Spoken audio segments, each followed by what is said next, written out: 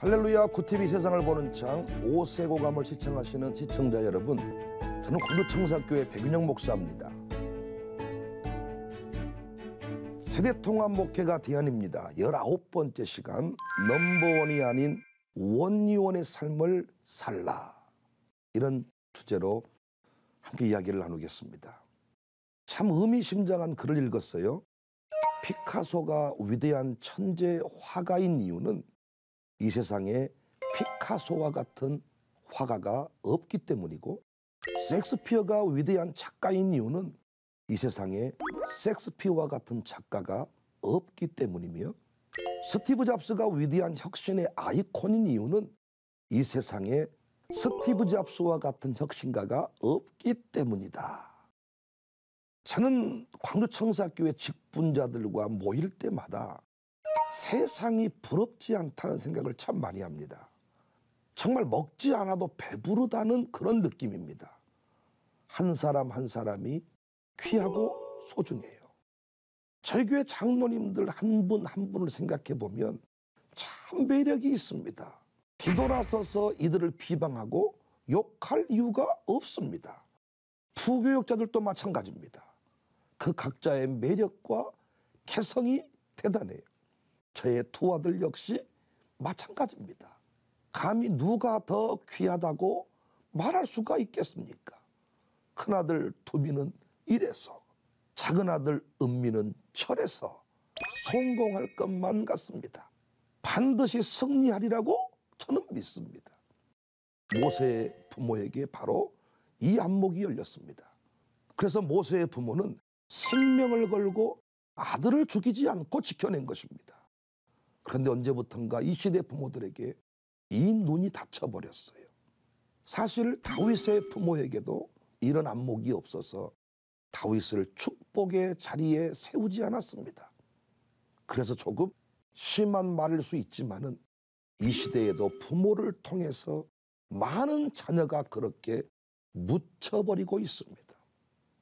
이 시대 부모들은 공부라는 기준 외에 다른 가치를 모르는 것 같습니다. 사람은 누구든지 비교될 수 없는데 부모들이 자녀를 비교하는데 익숙한 자가 되었습니다. 성적 하나로 인간을 평가하고 서열을 매기는 것, 이건 하나님을 모독하는 일인데 일상이 되었습니다. 하나님은 모든 사람을 다 공부만 하도록 만들지 않았어요. 어떤 사람은 공부하도록, 어떤 사람은 노는 일에 집중하도록, 또 어떤 사람은 노래하고 춤추도록 만들었습니다. 방탄소년단은 노래와 춤으로 전 세계의 대한민국을 새겨버렸습니다. 반면에 박항서라는 사람은 축구로 베트남인들에게 대한민국을 새겨주었습니다. 어떤 사람은 피겨스케이트로, 수영으로 대한민국을 전 세계에 드러냈습니다. 뿐만 아닙니다. 경제인들은 자신의 회사에서 만든 물건들로 전 세계의 대한민국을 알리고 있습니다. 세계를 다녀보면 웬만한 호텔의 팁이 우리나라 제품입니다. 자동차도 그렇고 음식도 한류 열풍이 불고 있습니다. 우리 교회 다 공부만 하려고 하지 말라. 다 노래하려고 하지 말고 다 춤추지 마라. 저는 이렇게 얘기합니다. 한때 기도만 가면 신학교 가라고 할 때가 있었습니다. 신학교를 안 가서 주의종이 되지 않아서 이렇게 되었다는 거예요. 그 결과 목회자들은 넘쳐나고 있는데 교회들마다 좋은 장로님이 없는 것 같습니다. 너무 신학교를 많이 보냈어. 다 신학교 가서 목회자 되어가지고 교회 내에 좋은 일꾼이 없어서 목사님들이 힘들지 않는가. 제가 하고 싶은 이야기는 공부할 사람만 공부하고 나머지는 춤추고 노래하자. 공부할 사람 공부하고 빵 만들 사람 빵 만들고 우동을 팔 사람 우동 팔자. 신학교 갈 사람만 신학교를 가고 나머지는 좋은 장로님하고 안소 집사님 되어서 멋지게 아멘하고 섬겨보자. 그런 의미에서 저는 이 바울의 가르침, 고린도전서 12장 29절 이하의 말씀이 너무나도 감동이 돼요. 다 사도이겠느냐? 다 선지자이겠느냐? 다 교사이겠느냐? 다 능력을 행하는 자이겠느냐? 다 병 고치는 은사를 가진 자이겠느냐? 다 방언을 말하는 자이겠느냐? 다 통역하는 자이겠느냐? 고린도전서 12장 18절 이제 하나님이 그 원하시는 대로 지체를 각각 몸에 두셨다. 당시 고린도 교회는 초대교회의 특색이었던 성령님의 역사가 강력하게 나타나고 있었습니다. 이 교회에 문제가 생겨났죠. 가장 큰 문제가 분쟁이었습니다. 분쟁에 여러 가지 원인이 있었지만은 은사로 인한 우월감, 열등감들이 나타나기 시작한 거예요. 또한 교회 내에 바울파, 아볼로파가 있었어요. 그래서 고린도전서 3장 3절에 너희는 아직도 육신에 속한 자로다. 너희 가운데 시기와 분쟁이 있으니 어찌 육신에 속하여 사람을 따라 행함이 아니리요. 이에 따른 바울의 근본적인 처방은 더 좋은 은사를 사모하라는 것이었습니다. 고린도전서 12장 31절에 너희는 더욱 큰 은사를 사모하라. 내가 또한 가장 좋은 길을 너희에게 보이리라. 즉 사랑하며 살라는 것입니다. 우월감 가지고 무시하지 말고 열등감 가지고 비방하지 말고 사랑하며 살라는 것이죠. 고린도전서 13장 13절에 그런즉 믿음, 소망, 사랑 이 세 가지는 항상 있을 것인데 그 중에 제일은 사랑이다. 사랑하면 다 해결이 된다는 것입니다. 사랑 안에 모든 것이 다 들어있습니다. 그런데 왜 우리는 사랑하지 못할까요? 왜 시기하고 분쟁할까요? 온리원이 아닌 넘버원의 삶을 살려고 하기 때문입니다. 하나님이 만들어주신 나로 살아야 하는데 자꾸 너를 보면서 비교하니까 시기하고 분쟁하는 것입니다. 사울이 사울로 살 때 멋있었습니다. 모든 면에 있어서 다윗이 사울을 이기지 못해요. 사무엘상 9장 3절에 보면 기스에게 아들이 있으니 그의 이름은 사울이요 준수한 소년이라. 이스라엘 자손 중에 그보다 더 준수한 자가 없고 키는 모든 백성보다 어깨 이만큼 더 컸더라. 다윗은 사무엘상 17장 14절에 다윗은 막내라. 우리로 말하면 찌질한 사람이다. 이런 내용이죠. 그런데 어느 순간 사울이 비교할 수 없는 다윗과 자신을 비교하기 시작합니다. 사무엘상 18장 9절에 그날 후로 사울이 다윗을 주목하였더라. 그날 후가 언제입니까? 사무엘상 18장 6절이야. 우리가 돌아올 때 곧 다윗이 블레 사람을 죽이고 돌아올 때에 여인들이 이스라엘 모든 성읍에서 나와서 노래하며 춤추며 소고와 경세를 가지고 왕 사울을 환영하는데 여인들이 뛰놀며 노래하여 이르되 사울이 죽인 자는 천천히요 다윗은 만만히로다 한지라. 이때부터 주목하여 보기 시작했습니다. 사울의 때가 있고 다윗의 때가 있는데 사울은 그걸 인정할 수가 없었습니다. 모세의 때가 있고 요수아의 때가 있습니다. 엘리야의 때가 있고 엘리사의 때가 있습니다. 그런데 우리는 모세에게 요수아 이야기를 하고 요수아에게 모세 이야기를 합니다. 이것은 범죄고 살인입니다. 우리 모두가 위대한 작품인 것은 이 세상의 모든 사람과 다르기 때문입니다. 쌍둥이도 다릅니다. 그런데 안타깝게도 현대인들은 위대함의 본질인 독특함을 애써 사장시켜버립니다.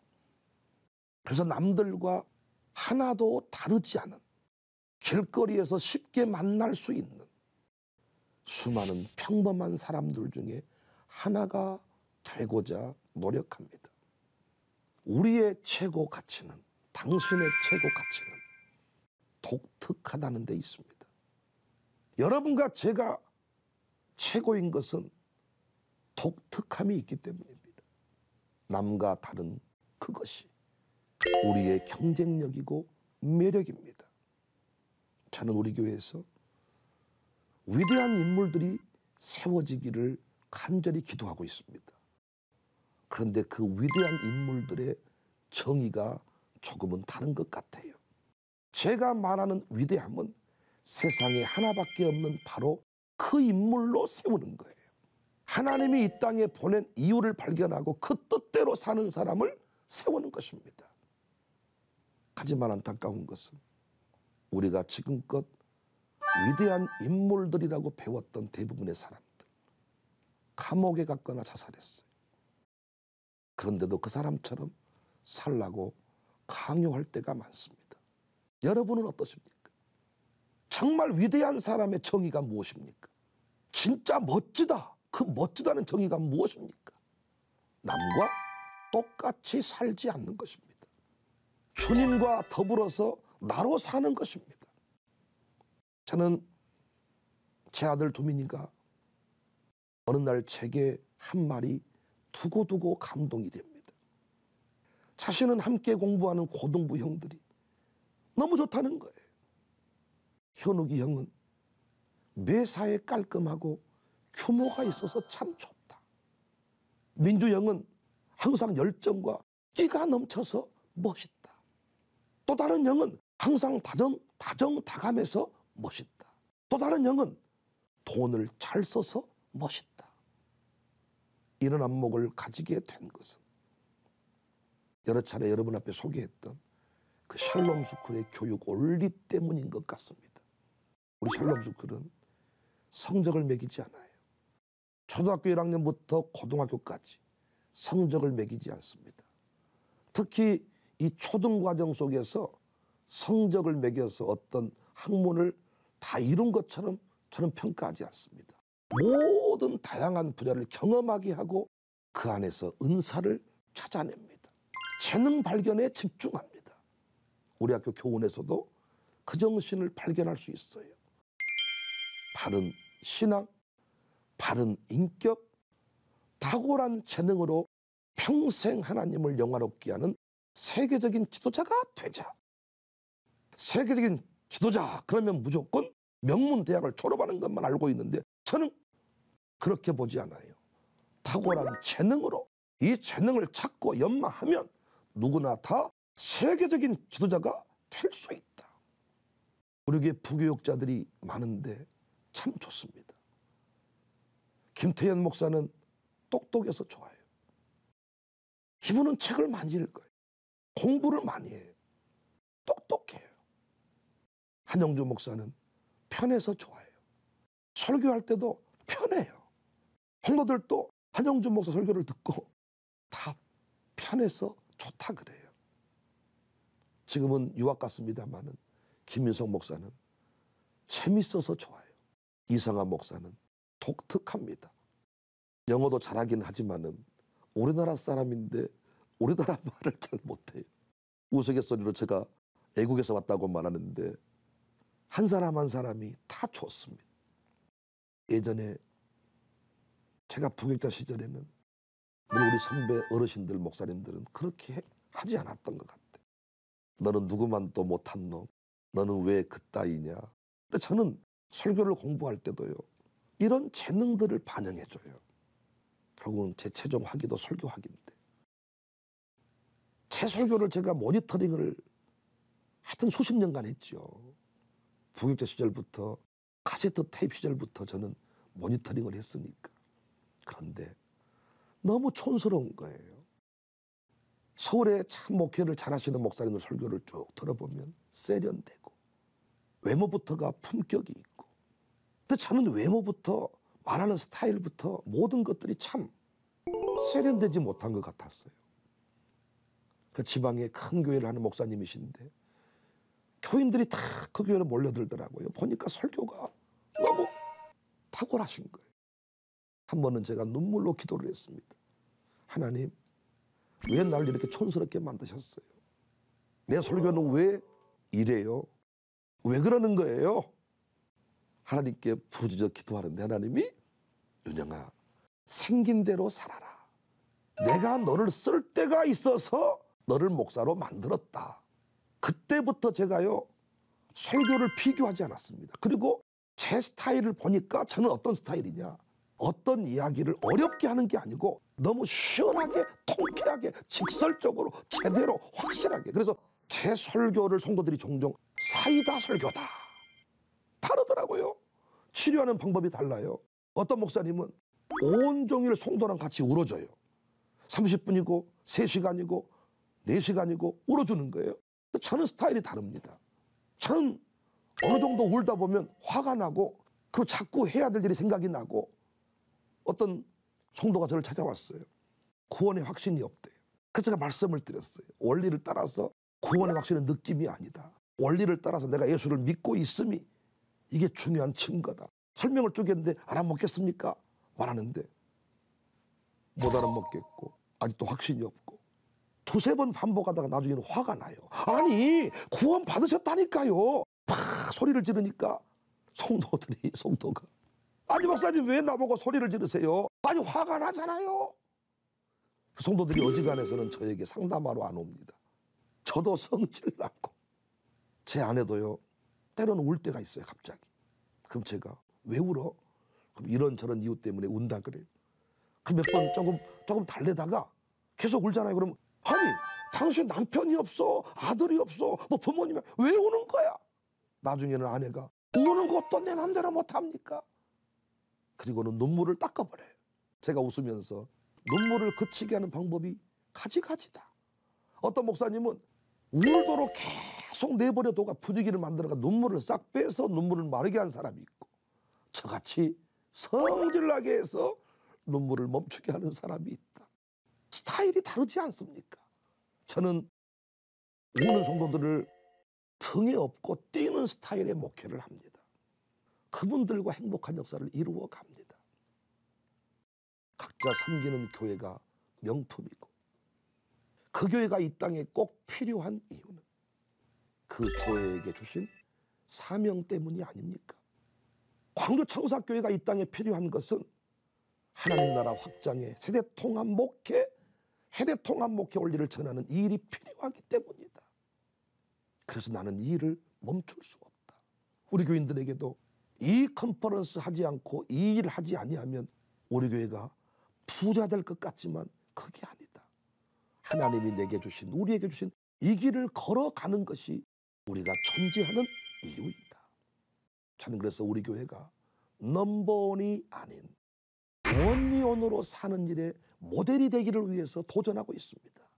이미 학교에서도, 이미 샬롬스쿨에서도 그 일에 도전이 되고 있습니다. 제 스스로부터 목사님들과 쉽게 비교하지 않습니다. 우리 학생들, 우리 청년들에게도 감히 비교할 것을 저는 이야기하지 않습니다. 샬롬스쿨 최초의 성적을 매기지 않는 학교다, 이렇게 얘기를 했더니 많은 사람이 불안해했습니다. 그런데 이제는 미네르바 스쿨이 열리고 전 세계 교육의 대지각 변동이 일어나면서 무조건 공부해서 어떤 입시 코디네이터가 집어넣어준 정보를 가지고 대학에 원서를 내는 경우 이제는 입학조차 불가능한 시대가 되어버렸습니다. 가장 중요한 게 그 사람의 창조적인 DNA를 찾고 은사를 찾는 것. 이것이 저는 기독교육의 핵심이라고 보는 거예요. 선배 목사님과 차를 마셨습니다. 그 선배 목사님은 나름대로 큰 교회를 이루셨고 나름대로 국제학교를 운영하시는 분인데 저를 위로하시면서 이런 말씀을 하시더라고요. 백 목사, 샬롬스쿨에서 세계 유학생이 나오고 명문대 입학이 줄을 이으면 아마 샬롬스쿨도 아마 큰 부흥이 일어나고 학교가 커지게 될 것입니다. 그러면서 우리 학교는 전교생이 전부 다 미국 공립학교에 진학을 합니다. 우리 학교는 전교생이 다 명문대학에 입학을 하고 유학을 갑니다. 이런 말씀을 하시더라고요. 저를 위로하시는 자리였어요. 근데 제가 차를 마시다가요, 순간적으로 나도 모르게 컵을 내려놓고, 목사님이 운영하시는 학교 기독학교 아닙니다. 선배 목사님 깜짝 놀라셨어요. 아니 무슨 얘기야? 목사님, 어떻게 하나님이 모든 학생을 다 유학 가게 만들어 놨습니까? 유학 갈 사람이 있고 국내 대학을 진학하고 해외에 가야 될 사람이 있고 우리나라에서 사명 감당해야 될 사람이 있는데 어떻게 모든 학생을 다 유학 보낸다는 말씀을 하십니까? 저는 그 학교 기독학교라고 보지 않습니다. 그랬더니 목사님이 가슴에 이야기를 또 털어놓아요. 백 목사, 사실은 나도 기독교육 백 목사와 같은 기독학교를 하고 싶었는데 이 학교를 운영하는 사람이 내가 아니라 다른 교장을 초빙해 왔다는 것입니다.